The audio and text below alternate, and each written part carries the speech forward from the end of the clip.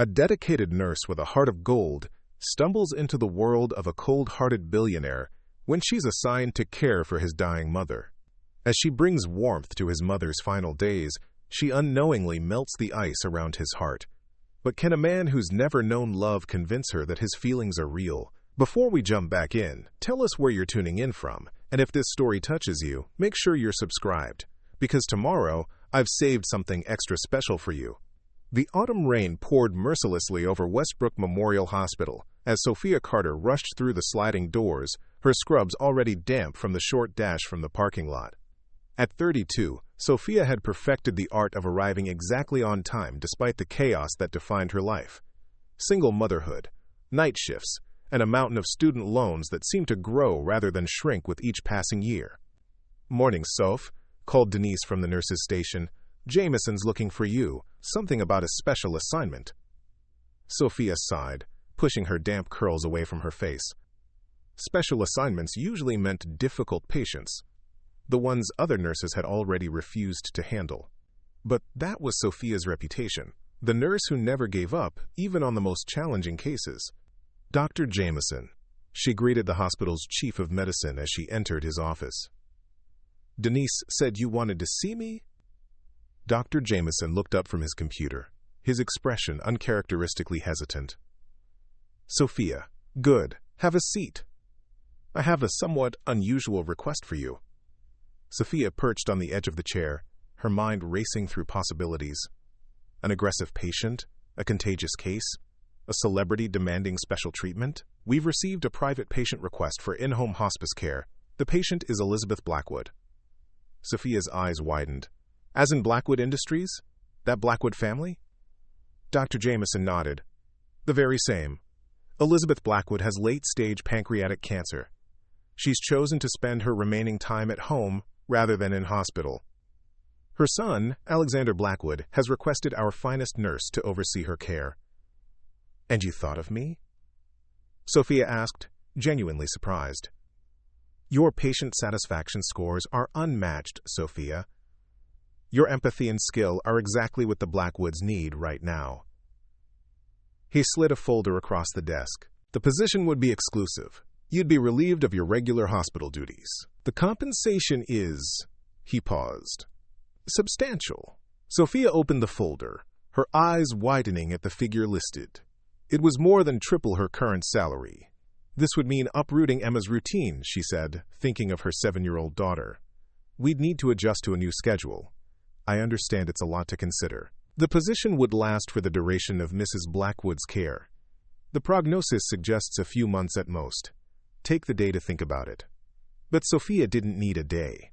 The figure in that folder meant Emma could have new winter clothes without stretching the credit card to its limit. It meant maybe, just maybe, making a dent in those student loans. "I'll do it," she said firmly. "When do I start?" The Blackwood estate sat perched on a cliff overlooking the Atlantic, a modernist glass and steel structure that seemed to defy gravity itself. Sophia felt distinctly out of place as she pulled her decade-old Honda into the circular driveway, parking between a Bentley and a Tesla. A stern-faced housekeeper met her at the door. "Miss Carter, I'm Mrs. Reynolds. Mr. Blackwood is expecting you in his office. Follow me, please." Sophia followed the housekeeper through the cavernous home, her practical nursing shoes squeaking slightly on the polished marble floors. The house was beautiful but cold, museum-like in its perfection, with no sign that actual humans lived within its walls. The housekeeper knocked on a heavy oak door at the end of a long hallway. "Ms. Carter to see you, sir." "Send her in." The voice from within was deep, commanding, the voice of someone accustomed to being obeyed without question. Alexander Blackwood stood with his back to the door as Sophia entered, his tall frame silhouetted against floor-to-ceiling windows that framed the turbulent ocean beyond. He turned slowly, and Sophia felt her breath catch involuntarily. The billionaire CEO was younger than she'd expected, perhaps in his late 30s, with sharp features and penetrating gray eyes that seemed to assess her worth in a single glance. His tailored suit probably cost more than her car, Sophia thought absurdly. "Ms. Carter," he said, not extending his hand. "Dr. Jameson speaks highly of your capabilities." "Thank you for this opportunity, Mr. Blackwood," Sophia replied, determined to maintain her professionalism despite his intimidating presence. "I'll do everything possible to ensure your mother's comfort." Something flickered in his eyes. Surprise, perhaps, that she'd addressed the real purpose of her presence so directly. "My mother is dying, Miss Carter. I expect honesty about her condition, but I also expect discretion. The press has been relentless since news of her illness leaked. This household values its privacy. Preparing and narrating this story took us a lot of time, so if you are enjoying it, subscribe to our channel. It means a lot to us." Now back to the story. "Of course, patient confidentiality is fundamental to my profession." Alexander nodded curtly. "Mrs. Reynolds will show you to your quarters. You'll have your own suite adjacent to my mother's rooms. Your daughter is welcome to stay as well. Dr. Jameson mentioned you're a single parent." Sophia hadn't expected this. "That's very generous, but Emma has school, friends. I wouldn't want to disrupt her life." "As you wish. You're free to return home when your shifts end, though I'd prefer you remain on site as much as possible as my mother's condition progresses." He turned back to the window, clearly dismissing her. "Mrs. Reynolds will introduce you to my mother now." Elizabeth Blackwood's suite was as different from the rest of the cold, modern house as possible. Warm colors, antique furniture, and shelves filled with books created a space that felt lived in and loved. The woman herself sat in a wheelchair near the window, a delicate figure wrapped in a cashmere shawl despite the warmth of the room. "You must be Sophia," Elizabeth said, her voice surprisingly strong. "Come closer, dear. My eyes aren't what they used to be." Sophia approached, immediately taking in the clinical signs. The yellowed skin indicating jaundice, the pronounced weight loss, the slight tremor in her hands. But beyond the symptoms of her illness, Sophia saw kindness in the older woman's blue eyes, so different from her son's steely gray. "It's a pleasure to meet you, Mrs. Blackwood," Sophia said, taking the fragile hand Elizabeth extended. "Elizabeth, please. We'll be spending too much time together for such formality." She smiled, revealing a glimpse of the beauty she must have been in her youth. "Alexander tells me you have a daughter?" "Yes, Emma. She's 7. Wonderful age. So curious about everything." Elizabeth's eyes grew distant. Alexander was like that once, always asking questions, always wanting to understand how things worked. She refocused on Sophia. "You must bring her to visit sometime. This house could use a child's laughter." Over the next few days, Sophia settled into a routine. She monitored Elizabeth's medications, managed her pain, and, most importantly, provided companionship. The older woman was a voracious reader with a sharp mind that refused to be dulled by her illness or the medications that kept her pain at bay. Alexander remained a distant figure, appearing briefly each morning to check on his mother before disappearing into his home office or leaving for Blackwood Tower in the city. When present, he was unfailingly polite but detached, addressing Sophia only to inquire about his mother's condition in clinical, businesslike terms. One evening, nearly 2 weeks into her assignment, Sophia was reading aloud to Elizabeth when Alexander appeared at the doorway. He stood silently, watching, and Sophia felt herself falter under his intense gaze. "Don't stop on my account," he said quietly. "She always loved Pride and Prejudice." Elizabeth smiled weakly. "Alexander, join us. Sophia has the most beautiful reading voice." To Sophia's surprise, Alexander entered the room and took a seat in the corner, his usual rigid posture softening slightly as he listened. When Elizabeth drifted to sleep mid-chapter, Sophia carefully marked their place and adjusted the older woman's blankets. "She seems peaceful tonight," Alexander observed as they stepped into the hallway. "The new pain management protocol is working well," Sophia confirmed. "And she enjoyed having you here." Something like guilt flashed across his face. "I've been preoccupied with the Singapore merger." "She understands you're busy," Sophia said gently. "But these moments mean everything to her now." Alexander studied her with an unreadable expression. "You speak very directly, Miss Carter." "In my profession, there isn't time for anything else," Sophia replied, meeting his gaze steadily. "And please, call me Sophia." A ghost of a smile touched his lips. "Sophia, then, would you join me for a cup of tea? I'd like to hear more about my mother's condition." The kitchen was a chef's dream of stainless steel and marble, clearly designed for staff rather than family use. Alexander moved through it with surprising familiarity, filling an electric kettle and retrieving 2 mugs. "Earl Grey or chamomile?" he asked. "Chamomile, please. Early shift tomorrow." As he prepared their tea, Sophia noticed how the harsh lines of his face softened in the warm kitchen lighting. Without a suit jacket, with his sleeves rolled up, revealing strong forearms, he looked almost approachable. "How is she really doing?" he asked, handing Sophia her mug. "She's declining but not suffering," Sophia answered honestly. "The cancer is aggressive, but she's stronger than her body lets on. She's fighting to stay present." "For what?" The question seemed to escape him involuntarily. "For you," Sophia said simply. "She wants more time with you." Alexander's hands tightened around his mug. "Time I've been squandering on conference calls and spreadsheets." "It's not too late," Sophia offered. "Quality matters more than quantity now." He looked at her curiously. "You're not what I expected." "What did you expect?" "Someone more. Intimidated, perhaps. The last 3 nurses couldn't look me in the eye." Sophia laughed softly. "Mr. Blackwood." "Alexander, please." "Alexander, then. I've worked in emergency rooms during crisis situations. I've held patients' hands during their final moments. I've delivered difficult news to families. Your net worth doesn't intimidate me. Only your humanity matters in my world." Something shifted in his expression. Respect, perhaps, or surprise at her candor. "Tell me about your daughter," he said, changing the subject. Sophia's face softened immediately. "Emma? She's everything. Smart, stubborn, funny. She wants to be a veterinarian or a superhero, depending on the day." "And her father?" "Not in the picture," Sophia said briefly. "He decided parenthood wasn't compatible with his lifestyle." Alexander nodded, not pressing further. "Would you reconsider bringing her here? We could convert one of the guest rooms into something suitable for a child. The grounds are extensive, plenty of space to play. And the drive to your current residence must be exhausting." Sophia hesitated.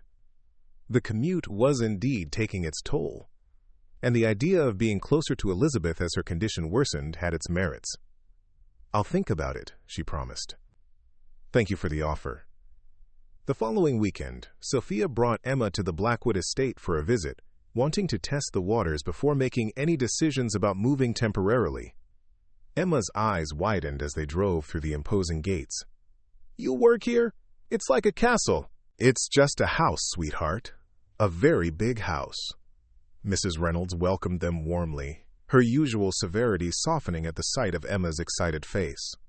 "Mrs. Blackwood is looking forward to meeting you, young lady. And Mr. Blackwood has asked that you join them in the garden after you've settled in."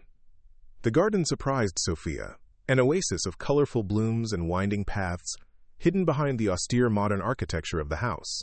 Elizabeth sat in her wheelchair beneath a pergola draped with climbing roses, while Alexander stood nearby, unusually casual in jeans and a simple button-down shirt. "You must be Emma," Elizabeth called, her face lighting up. "Come see what Alexander has brought for you." Emma approached cautiously, staying close to Sophia's side until she spotted the large basket next to Elizabeth's chair. Inside was a tiny, sleeping puppy. "Is it real?" Emma whispered, dropping to her knees beside the basket. Alexander knelt beside her. "Very real. She needs a home, and I thought you might have some ideas about what to name her." Emma looked up at him with shining eyes. "Is she for me?" Alexander glanced at Sophia, suddenly uncertain. "With your mother's permission, of course." Sophia should have been annoyed at this presumption. A pet was a decade-long commitment, not a casual gift. But the hope in Emma's eyes and the unexpected thoughtfulness of the gesture disarmed her. "We'll need to talk about responsibilities," she said carefully. "Pets require a lot of care." "I'll take care of her forever, I promise," Emma declared, already gently stroking the puppy's soft fur. Elizabeth watched the scene with evident pleasure. "I had a dog just like her when I was a girl, best friend I ever had." As Emma bonded with the puppy under Elizabeth's watchful eye, Alexander moved to stand beside Sophia. "I should have consulted you first," he said quietly. "It was presumptuous."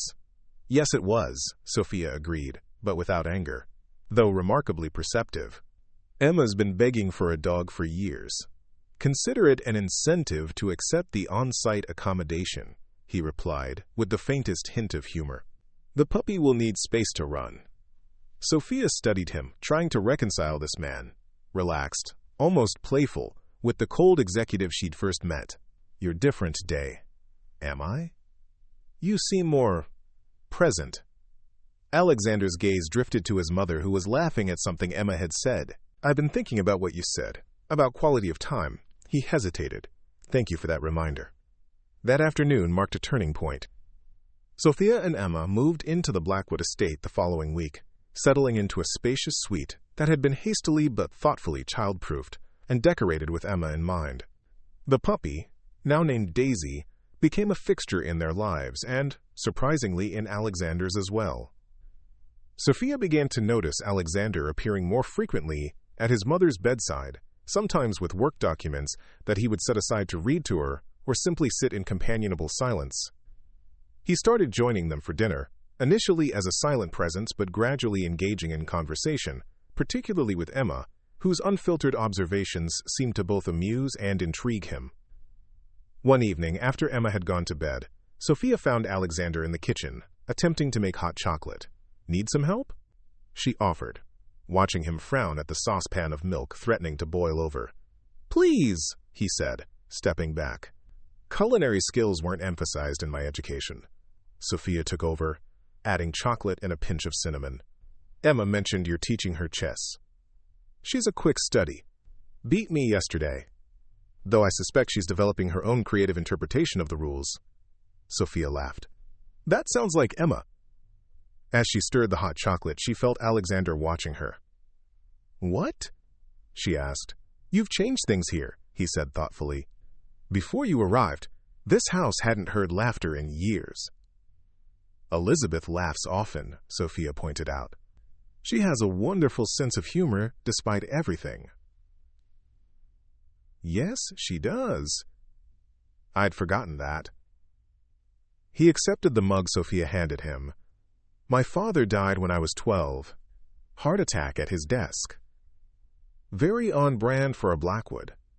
After that, my mother tried to keep some warmth in our lives. But I was resistant. Too busy trying to become my father's heir to remember how to be my mother's son. The confession surprised Sophia. It's never too late to change that narrative. "Isn't it?" Alexander's voice held a rare vulnerability. "She's dying, Sophia." "Yes," Sophia agreed gently. "All the more reason to be fully present with her now." Alexander's gaze held hers, and for a moment, Sophia felt something shift between them, a connection deeper than employer and employee, different from the professional respect that had been growing. The moment broke when Daisy scampered into the kitchen, followed by Emma in her pajamas. "I had a bad dream," Emma announced, immediately gravitating toward Alexander rather than Sophia, a development that both surprised and touched her. Without hesitation, Alexander lifted Emma onto a kitchen stool.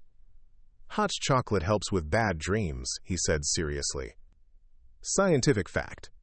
As Sophia watched him gently interact with her daughter, she felt a dangerous warmth spreading through her chest, a feeling she had vowed never to indulge again after Emma's father had left them with nothing but broken promises and unpaid bills. Later that night, as Sophia checked on Elizabeth one final time before bed, the older woman caught her hand. "He's different with you," Elizabeth said softly. "I haven't seen him this human since he was a boy." "He loves you very much," Sophia deflected. "He's just remembering how to show it." Elizabeth's knowing smile suggested she wasn't fooled. "Love has been a foreign concept to my son for too long. His father taught him that vulnerability was weakness, that emotions were liabilities. I should have fought harder against that lesson." "You're fighting now," Sophia assured her. "And he's listening."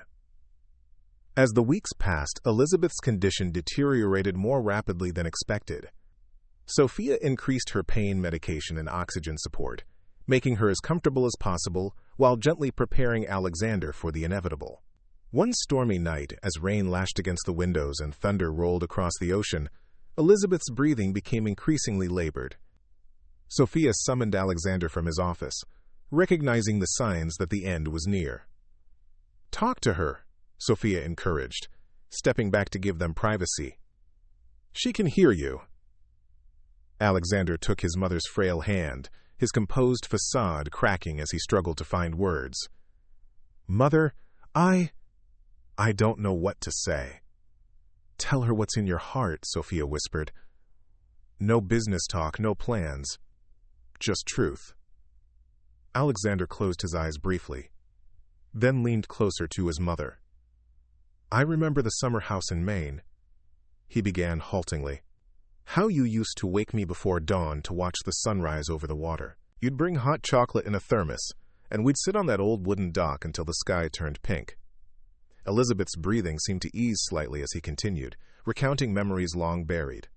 Holiday traditions, bedtime stories, small moments of connection that had shaped his childhood before ambition and expectation had hardened him. "I should have told you this years ago," he said, his voice breaking, "but I remember everything you taught me about kindness, about finding beauty in small moments. I buried those lessons, but they never truly left me. I'm sorry I made you think they did." Elizabeth's eyes fluttered open briefly, focusing on her son with unmistakable love. Her lips moved, forming words too soft to hear. Alexander leaned closer, listening intently, then nodded, tears streaming unchecked down his face. "I promise," he whispered. "I promise." With a peaceful sigh, Elizabeth Blackwood slipped away, her hand still clasped in her son's. Sophia moved quietly to confirm what they both knew, then stepped back, giving Alexander space for his grief. She turned to leave the room, feeling like an intruder on this most private moment. "Stay," Alexander said, his voice raw. "Please." Sophia returned to his side, offering silent support, as the storm raged outside, and Alexander Blackwood allowed himself, perhaps for the first time in decades, to simply feel. Elizabeth Blackwood was laid to rest on a clear autumn day, the ocean breeze carrying the scent of salt and late-blooming roses from the garden she had loved. The funeral was small but dignified, attended only by close friends and executives from Blackwood Industries. Sophia stood at the back of the gathering with Emma, uncertain of their place in this moment of family grief. Alexander delivered the eulogy with quiet dignity, his words painting a portrait of a woman whose strength and grace had shaped not only a business empire, but the lives of everyone she touched. When he finished speaking, his eyes found Sophia's across the gathering, and something unspoken passed between them. After the service, as guests departed for the reception at the estate, Alexander approached them. "Thank you for being here," he said, his voice rough with emotion. "It meant a lot to me." "Of course," Sophia replied softly. "Elizabeth was special to us too." Emma, solemn in her best dress, looked up at Alexander. "Is your mom with the angels now?" Alexander knelt to her level, his expression gentle in a way Sophia had never seen before. "I believe she is. Watching over all of us." Emma nodded, satisfied with this answer. "She told me to take care of you and Mom. She said you need people who tell you the truth." Alexander's eyes widened slightly before he composed himself. "Did she now?" "Mm-hmm. And to remind you about your promise." Sophia placed a hand on Emma's shoulder, concerned that the child might be overstepping, but Alexander didn't seem offended. "I remember my promise," he said seriously. "Thank you for the reminder." As they walked back to the house, Alexander kept pace beside them, his usual brisk efficiency replaced by a contemplative stillness. "I've been meaning to speak with you," he said to Sophia, "about your position." Sophia's heart sank. Of course. With Elizabeth gone, her services were no longer needed. She had known this assignment was temporary, had prepared herself and Emma for eventually returning to their normal life, yet somehow the thought now filled her with an unexpected sadness. "I understand," she said quickly. "Emma and I can be packed and moved out by tomorrow." Alexander stopped walking. "That's not what I meant." "Oh?" I was hoping. He seemed uncharacteristically unsure of himself. That is, I would like to offer you a different position. As head of patient care for the Blackwood Memorial Wing. The what? It's a new hospice and palliative care facility I'm establishing in my mother's name. The plans have been in development for weeks, but I wanted to surprise her. His expression darkened briefly. I waited too long. Alexander, that's a wonderful tribute, Sophia said sincerely, but I'm not qualified to head an entire department. I'm just a nurse. You're far more than just anything, he countered. What you did for my mother, the dignity and comfort you provided, every family deserves that for their loved ones. You have the compassion and skill this project needs. Sophia was speechless, overwhelmed by both the offer and the conviction with which he made it. Take some time to consider it, Alexander continued. There's no rush. And regardless of your decision, you and Emma are welcome to stay here as long as you need. Before she could respond, Mrs. Reynolds approached to inform Alexander that some important guests were asking for him. With a nod of acknowledgement, he excused himself, leaving Sophia to ponder this unexpected turn of events. The days following the funeral passed in a strange limbo. Alexander threw himself back into work, often absent from the house for long hours, but making a point to have dinner with Sophia and Emma when he was home. These meals had become a curious highlight of Sophia's days. Watching the once rigid CEO gradually relaxing in Emma's presence, even laughing at her unfiltered observations about life. One evening, after Emma had gone to bed, Alexander found Sophia in Elizabeth's reading room. She was organizing the books, running her fingers over well-loved spines. She would have wanted you to take any that spoke to you, Alexander said from the doorway. Sophia jumped slightly. I was just remembering. She loved discussing these books. Said they were old friends who never disappointed her. Alexander entered the room, picking up a worn copy of Jane Eyre from the shelf. This was her favorite. She read it to me when I was ill as a child, though I pretended to hate the romance parts. Sophia smiled, trying to imagine a young Alexander listening to his mother read. Have you thought more about the memorial wing? He asked, changing the subject. I have, Sophia admitted. It's an incredible opportunity, but...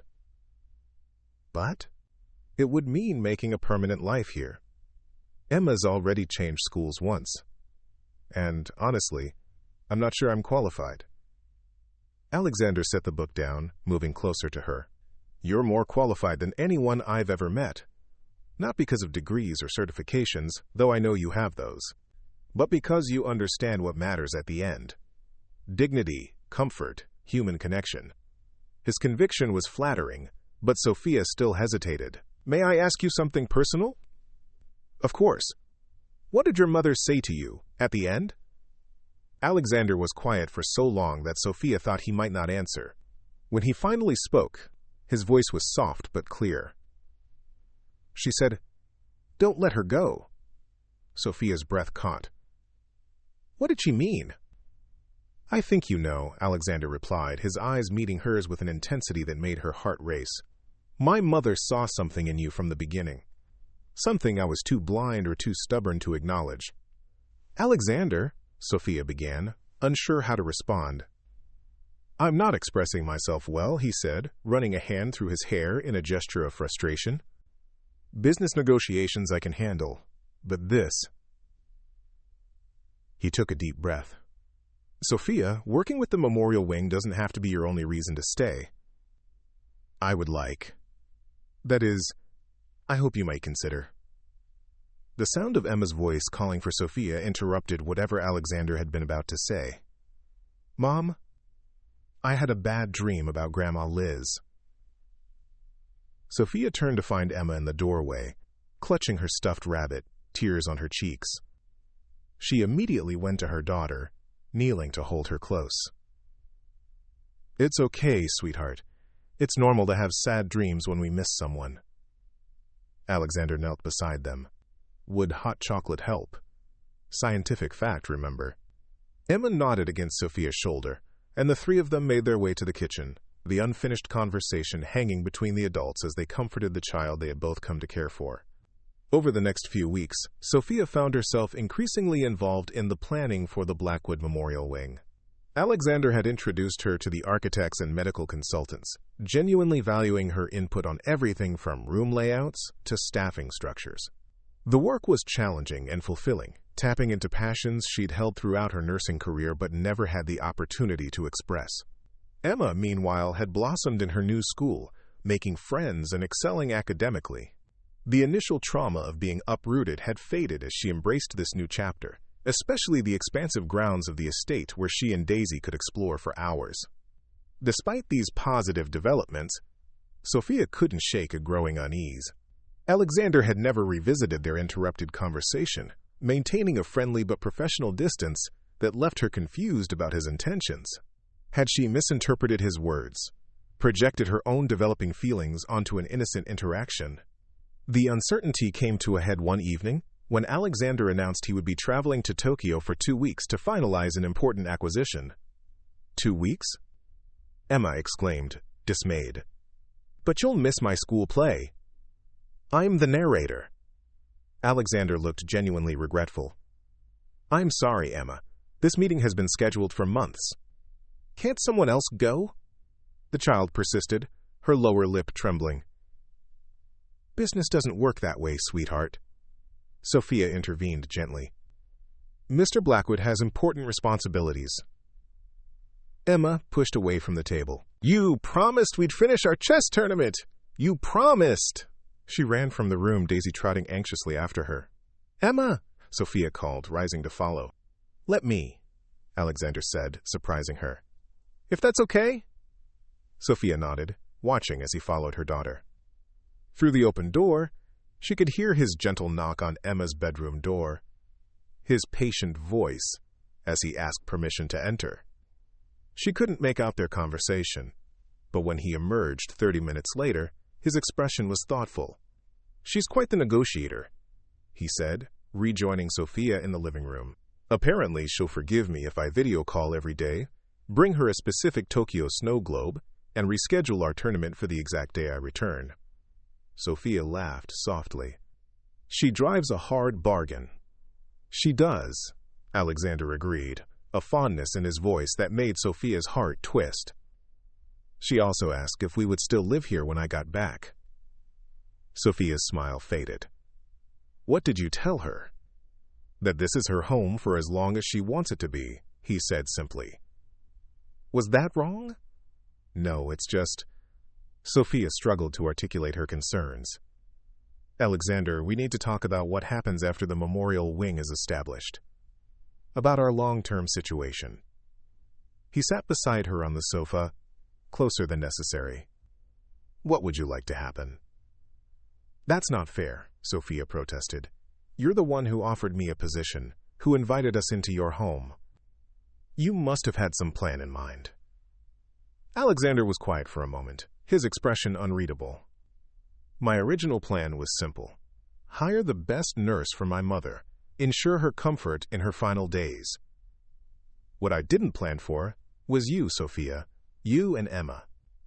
How quickly you would become essential. The word hung between them, charged with meaning. Essential to the project? Sophia asked carefully. To everything, Alexander replied, his voice dropping. My mother saw it immediately. She told me I'd spent my life building walls instead of bridges, acquiring assets instead of connections. Then you arrived, and suddenly those walls seemed pointless. Sophia's heart raced, but caution held her back. Alexander, I need you to be very clear about what you're saying. I can't afford to misinterpret this. Emma and I have been down this road before with someone who made promises he had no intention of keeping. Alexander took her hand, his touch gentle but firm. I'm saying that what began as a professional relationship has become much more for me. I'm saying that the thought of you and Emma leaving fills me with a dread I've never experienced, not even facing the most catastrophic business failure. He paused, seeming to gather his courage. I'm saying that I'm falling in love with you, Sophia. And that terrifies me because I've never allowed myself to need anyone before. Sophia sat very still, her mind racing, The sincerity in his eyes was unmistakable, yet doubt whispered in her ear. He was used to acquiring whatever he wanted. What if she and Emma were simply his latest acquisition? "This isn't a business deal," she said finally. "Emma and I aren't assets to be added to your portfolio." "I know that," Alexander responded, a flash of hurt crossing his features. "Do you really think that's how I see you?" "I don't know," Sophia admitted honestly. "Your world is so different from mine. We come from completely different realities. And yet here we are, in the same place, feeling the same thing." He squeezed her hand gently. "Unless I'm mistaken about your feelings?" Sophia closed her eyes briefly. "You're not mistaken. But feelings aren't enough, Alexander, not when there's a child involved. Emma adores you already. If this doesn't work out—" "I understand your caution," he said softly, "and I respect it. I'm not asking for an immediate answer. Just don't close the door on the possibility. While I'm in Tokyo, take time to think about what you want, for yourself and for Emma." His gaze held hers, vulnerable in a way she'd never seen from him before. "Because what I want is becoming increasingly clear to me. I want to build something real with you, something that matters more than any company or acquisition, if you'll give me that chance." Before Sophia could respond, Alexander's phone chimed with a message. He checked it reluctantly. "My car is here. I need to leave for the airport." Sophia nodded, both relieved and disappointed by the interruption. "Safe travels." As he stood to leave, Alexander hesitated, then bent to kiss her cheek, his lips lingering just a moment too long to be merely friendly. "Think about it," he murmured. "Please." Then he was gone, leaving Sophia alone with her thoughts and the ghost of his touch on her skin. The 2 weeks of Alexander's absence gave Sophia the space she needed to examine her feelings honestly. She threw herself into work on the memorial wing, finding purpose in creating a facility that would help countless families navigate the difficult journey Elizabeth had traveled. Emma asked about Alexander daily, insisting on their scheduled video calls where she regaled him with school stories and chess strategies she was developing to defeat him upon his return. Sophia kept these interactions friendly but brief, using Emma's bedtime as a convenient excuse to limit their conversations. On the rare occasions when she and Alexander spoke privately, their exchanges were cordial but cautious, both aware of the unresolved tension between them. 3 days before Alexander's scheduled return, Sophia received an unexpected visitor. James Parker, Blackwood Industries' chief financial officer, arrived at the estate requesting a meeting. "Mr. Blackwood asked me to check on the memorial wing progress," he explained smoothly, as Mrs. Reynolds showed him into the home office where Sophia had been working. "Everything's on schedule," Sophia replied, immediately wary of the man's calculating gaze. "The architectural plans should be finalized next week." Parker nodded, making a show of examining the blueprints spread across the desk. Impressive, though perhaps a bit ambitious for the current economic climate. "Alexander, Mr. Blackwood, seems confident in the funding," Sophia responded carefully. "Yes, well, Alexander has been making several unusual decisions lately," Parker said, his tone conversational but his eyes sharp. "First relocating to this remote property, then shifting company focus toward community investments rather than our core profit centers." Sophia remained silent, unsure where this conversation was heading. Parker straightened, abandoning any pretense of interest in the blueprints.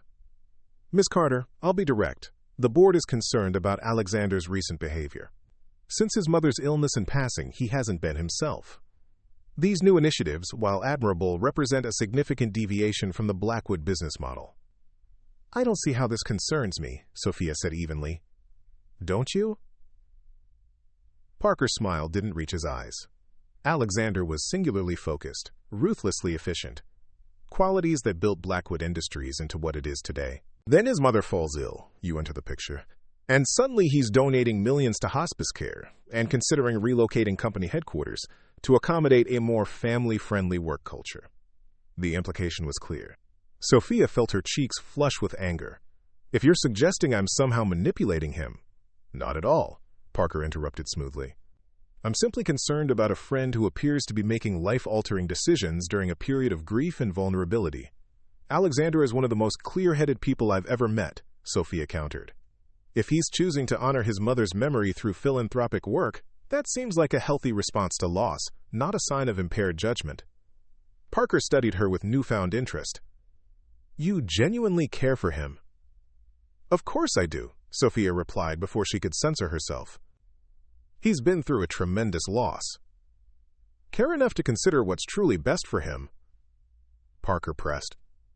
"Alexander Blackwood was raised to lead an empire, Miss Carter. His entire identity is built around that purpose. Do you really believe he can be happy playing house with a nurse and her daughter, no matter how charming you both might be?" The words struck with precision, targeting Sophia's deepest insecurities. Before she could formulate a response, Emma burst into the room, Daisy at her heels. "Mom!" "Alexander sent pictures from Tokyo.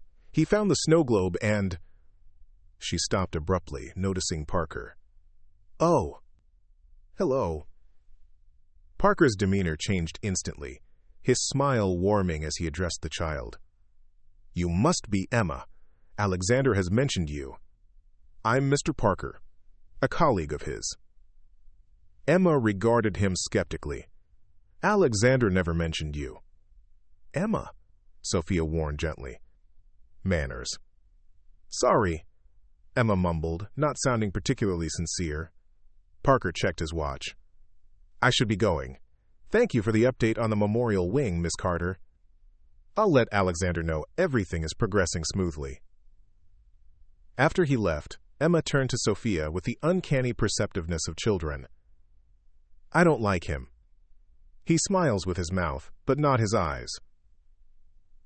"It's not polite to say things like that," Sophia admonished, though privately she agreed with her daughter's assessment. "Is he right?" Emma asked suddenly. "Are we just playing house?" Sophia's heart sank. "You heard that?" Emma nodded. "Is Alexander going to get tired of us?" "No, sweetheart," Sophia said automatically, then paused, realizing she couldn't make such promises. Adult relationships are complicated. Sometimes people care about each other very much but have different paths in life. "Like Daddy did?" The innocent question pierced Sophia's heart. "Everyone makes their own choices, Emma. All we can do is make the best decisions for ourselves." Emma considered this. "I think Alexander makes good choices. He promised to come back, and he will." "Yes, he will," Sophia agreed, wishing she shared her daughter's certainty. That night, after Emma was asleep, Sophia sat on the terrace overlooking the ocean, Parker's words echoing in her mind. Was she being selfish, allowing herself to fall for Alexander? Was Emma becoming too attached to a man who might ultimately return to his real life once the novelty of their presence wore off? Her phone chimed with a message from Alexander. "Just landed. Coming home early. See you tomorrow." Home. The word resonated with unexpected weight. This place had indeed begun to feel like home. Not because of its luxury or comfort, but because of the connections formed within its walls. Emma's laughter echoing down hallways once silent, Daisy's paws clicking on marble floors, and Alexander's gradual transformation from distant employer to what exactly? That was the question Sophia needed to answer before he returned, before she had to face him and the feelings neither of them could continue to ignore. Alexander arrived at the estate shortly before noon, earlier than expected. Sophia was in the memorial wing office, finalizing staffing projections. When Mrs. Reynolds appeared at the doorway, "Mr. Blackwood has returned," she announced, unable to hide a small smile. "He's asking for you." Sophia felt her pulse quicken. "Thank you. Where is he?" "In the garden, with Emma." Sophia made her way through the house, Parker's warning still echoing in her mind, tempering the anticipation she felt. From the terrace doors, she could see them. Alexander and Emma sitting at the garden chess table, heads bent in concentration over the board. Daisy dozed in a patch of sunlight nearby, tail thumping lazily against the stone path. The scene was so perfectly domestic, so contrary to the image of Alexander Blackwood, ruthless CEO, that Sophia paused, reluctant to interrupt. Then Alexander looked up, as if sensing her presence, and the smile that transformed his face scattered her doubts momentarily. "Sophia," he called, rising from his seat, "come see what Emma's teaching me." Emma bounced excitedly. "I invented a new chess rule. When you capture the queen, you have to sing a song or forfeit your turn. Alexander's expression was comically serious. I'm hopeless at singing, so I'm at a distinct disadvantage. That's why I've captured his queen 3 times already, Emma declared triumphantly. I'm under siege, Alexander agreed, his eyes never leaving Sophia's face. You look well. So do you, Sophia replied, noticing the subtle changes 2 weeks had wrought. His skin was slightly tanned, as if he'd spent time outdoors despite Tokyo's business setting, and the perpetual tension in his shoulders seemed diminished. Tokyo was successful? She asked. Very. We acquired the tech division we wanted, and negotiated favorable terms for retaining their key personnel. He glanced at Emma. And I found a certain snow globe that I was specifically instructed to bring back. Emma gasped. You remembered. I always keep my promises, Alexander said, the statement directed at Emma, but his eyes meeting Sophia's with unmistakable meaning. Emma, why don't you take Daisy for her midday walk? Sophia suggested. Alexander and I need to discuss some work matters. Emma looked between them with the shrewd assessment of a child who suspects adult secrets. Is this about the memorial wing or about you two being in love? Sophia felt heat rush to her face. Emma, Alexander chuckled, unfazed by the child's directness. Perhaps a bit of both. The snow globe is in my briefcase in the front hall if you'd like to get it while we talk. Emma needed no further encouragement, racing off with Daisy scrambling to follow. When they were alone, Alexander moved closer to Sophia, studying her face with an intensity that made her heart race. You've been thinking about what I said before I left. It wasn't a question. Yes, Sophia admitted. I've been thinking about many things. James Parker paid you a visit. Sophia's surprise must have shown on her face because Alexander smiled grimly. Mrs. Reynolds mentioned it. What did he want? To check on the memorial wing progress, supposedly. Sophia hesitated, then decided on complete honesty, but actually to suggest that your recent decisions reflect poor judgment caused by grief, and that my influence might be detrimental to your business interests. Alexander's expression hardened momentarily before he controlled it. Parker has been with Blackwood Industries for 20 years. He worked closely with my father and has certain ideas about how the company should operate.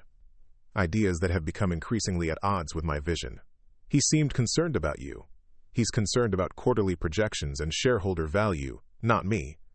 Alexander took her hands gently, but I didn't rush home from Tokyo to discuss Parker or the company. I came back early because I couldn't bear another day away from you and Emma. The simple declaration hung in the air between them, impossible to misinterpret. Alexander, Sophia began cautiously, we need to be realistic. Our worlds are completely different. You run a global corporation. I'm a nurse with a 7-year-old daughter, and student loans I'll be paying until I'm 50. Those are circumstances, not insurmountable obstacles, he countered. Unless you're saying you don't share my feelings? That's not it, Sophia admitted, unable to lie when faced with the vulnerable hope in his eyes. But feelings aren't enough for a sustainable relationship. There are practical considerations, such as the fact that Emma is already attached to you. If this doesn't work out, she's the one who gets hurt the most. Alexander nodded thoughtfully. A valid concern. What else? His calm analysis of her objections was both frustrating and endearing. Your life, your social circle, your responsibilities, they're nothing like mine. Eventually, you might resent the limitations a relationship with me would place on you. Have I seemed unhappy these past few months? No, but have I given any indication that I miss my previous lifestyle? The endless business dinners, the social obligations, the empty penthouse? That's not fair, Sophia protested. This situation has been temporary. Everything has felt like a pause from real life because of your mother's illness and passing. Once you return to your normal routine, that's just it, Alexander interrupted gently. I don't want to return to that routine. My mother's illness didn't pause my life, Sophia. It redirected it. Showed me what I've been missing while chasing my father's definition of success. He guided her to a bench beneath a flowering tree sitting close enough that their knees touched. Before you came into my life, I measured success in acquisitions and profit margins. I worked 18-hour days and told myself it was fulfilling. But it was just motion without meaning. Sophia listened, touched by his sincerity but still wary. "These past months, watching you with my mother, with Emma, seeing how you find purpose in caring for others, it's changed my perspective entirely. The memorial wing isn't just a tribute to my mother, it's a reflection of the values I want to embody moving forward." "People don't change overnight, Alexander," Sophia said gently. "Especially not people who've spent decades building an identity around certain principles." "You're right," he agreed unexpectedly. "Change takes time and commitment, but it has to start somewhere. For me, it started the day you walked into my office and weren't intimidated by the Alexander Blackwood everyone else feared." He reached for her hand again, his touch warm and solid. "I'm not asking you to believe that I've transformed completely. I'm asking for the chance to continue becoming the person I want to be, with you and Emma beside me." The earnestness in his voice was impossible to dismiss. Sophia felt her carefully constructed walls beginning to crumble. "I'm scared," she admitted finally. "Not just for Emma, but for myself." When Emma's father left, he didn't just break his promises to her. He broke something in me. My belief that I could trust my judgment about people. Alexander's expression softened with understanding. "Then we'll take it slowly. No grand gestures, no life-altering decisions yet. Just honest conversations and time together. See where it leads us." Before Sophia could respond, Emma came bounding back into the garden, cradling a delicate snow globe, with Tokyo's skyline captured in miniature. "It plays music when you wind it up," she exclaimed, demonstrating as a tinkling melody filled the air. "And Alexander got you something too, Mom. It's on the hall table."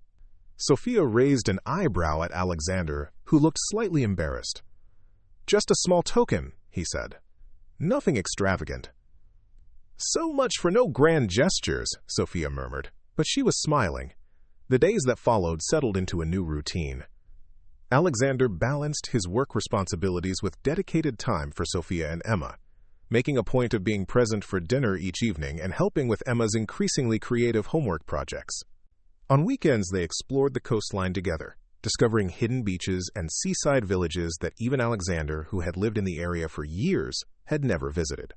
The memorial wing plans progressed rapidly, with construction set to begin the following month. Sophia had taken ownership of the project in ways that surprised even her, developing innovative approaches to family support services that drew on her years of frontline nursing experience.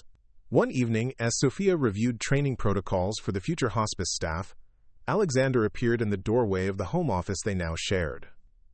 "I have something to show you," he said, a hint of nervousness in his voice. "If you have time." Intrigued, Sophia followed him through the house and out to his car. They drove in comfortable silence for about 20 minutes, before turning onto a tree-lined lane that led to a modest but charming house overlooking a small cove. "What is this place?" Sophia asked as Alexander parked. "It belonged to my mother's sister," he explained, leading her up the stone pathway. "My aunt died years ago, and the house has been sitting empty. I've kept it maintained but never knew what to do with it." He unlocked the front door, revealing a cozy interior with warm wood floors and large windows framing ocean views. The furnishings were simple, but elegant, nothing like the ultra-modern aesthetic of the main Blackwood estate.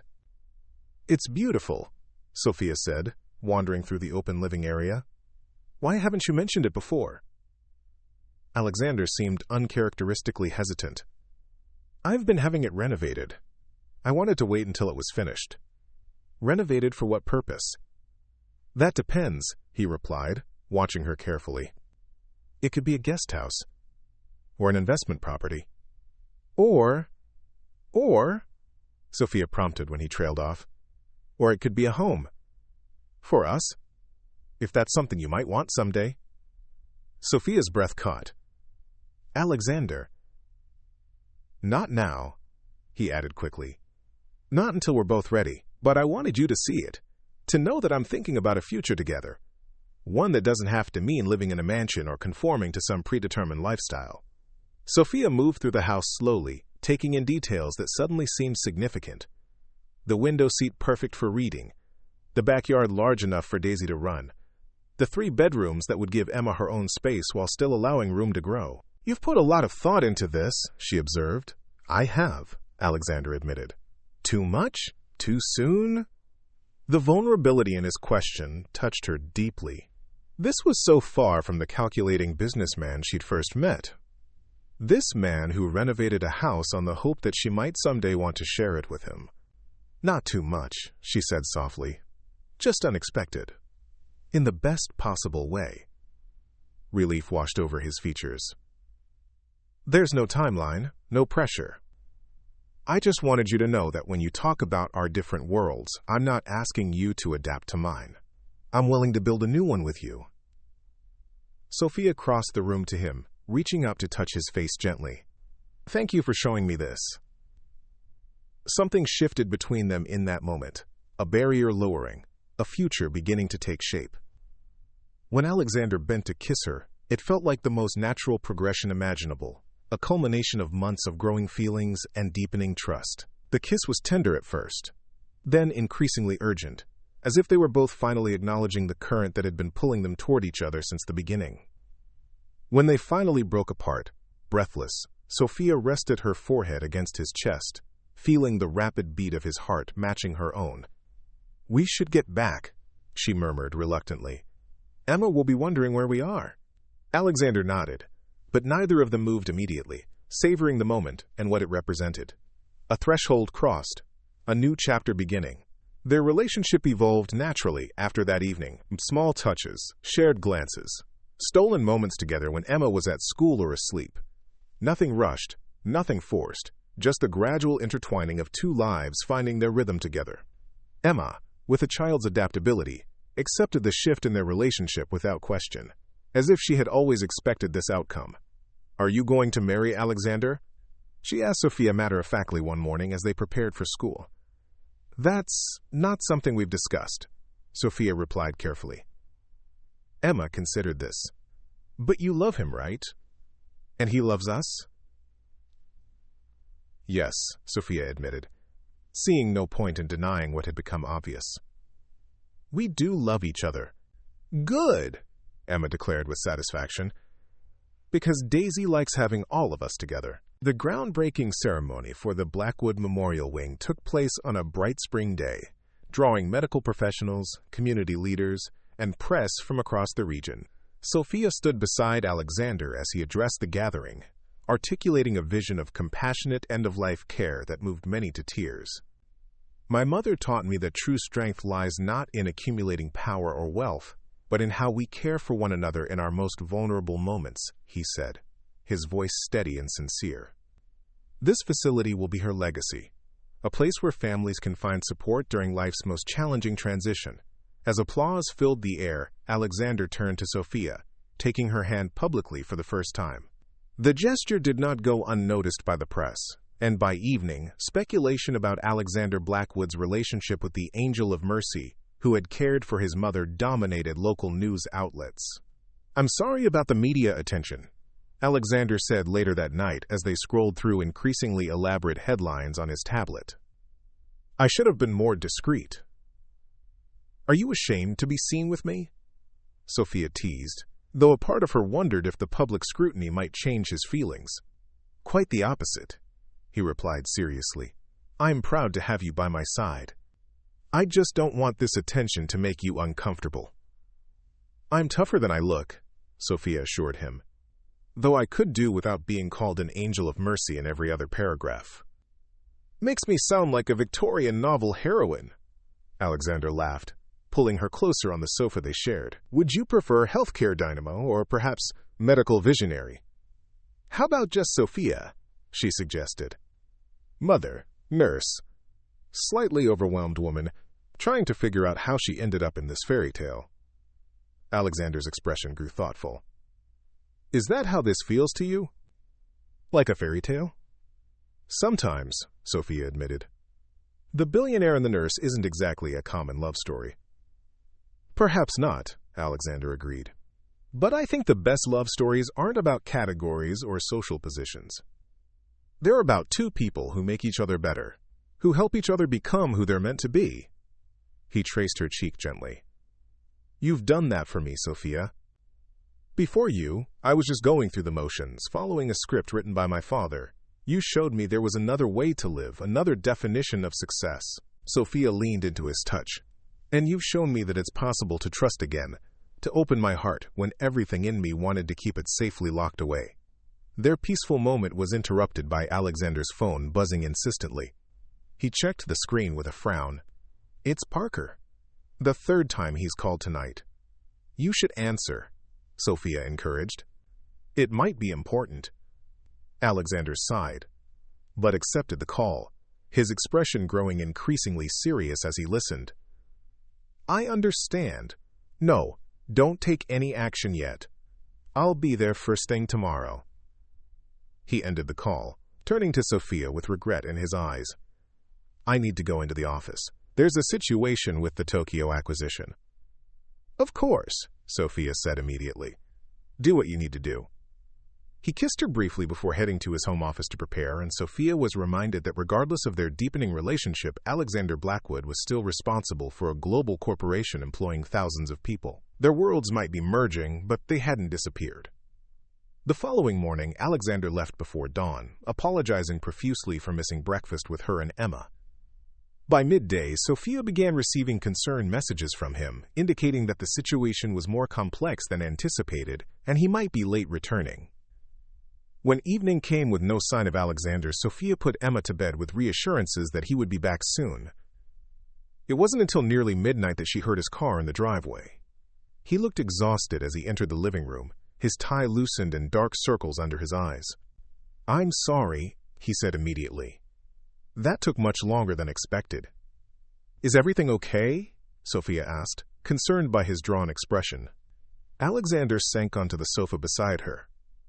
Not exactly.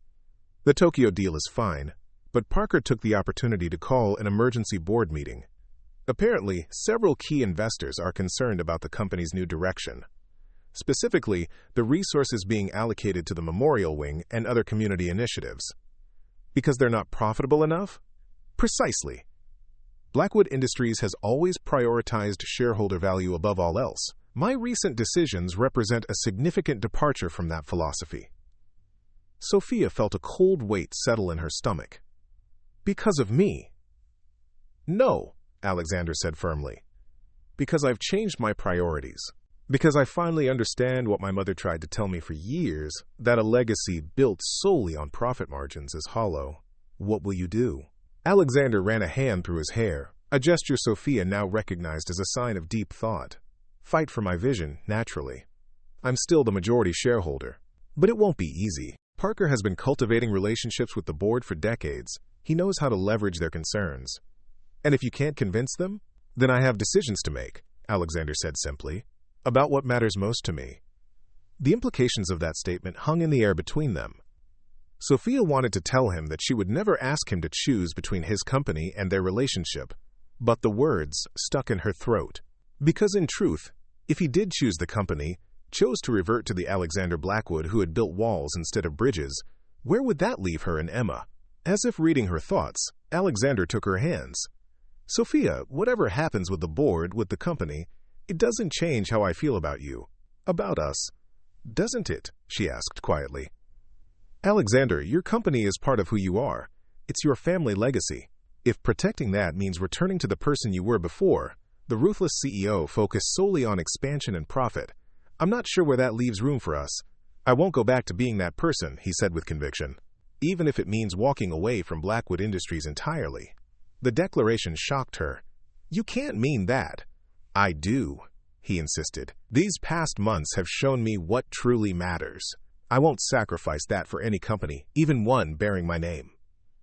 Sophia studied his face, seeing the determination there, but also the cost such a choice would exact. You shouldn't have to choose, she said finally. There must be a way to honor both parts of your life. Alexander smiled tiredly.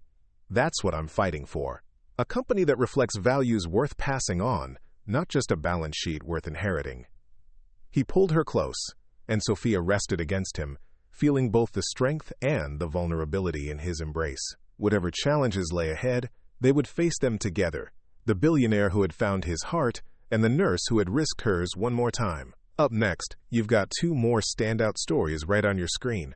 If this one hit the mark, you won't want to pass these up. Just click and check them out. And don't forget to subscribe and turn on the notification bell so you don't miss any upload from us.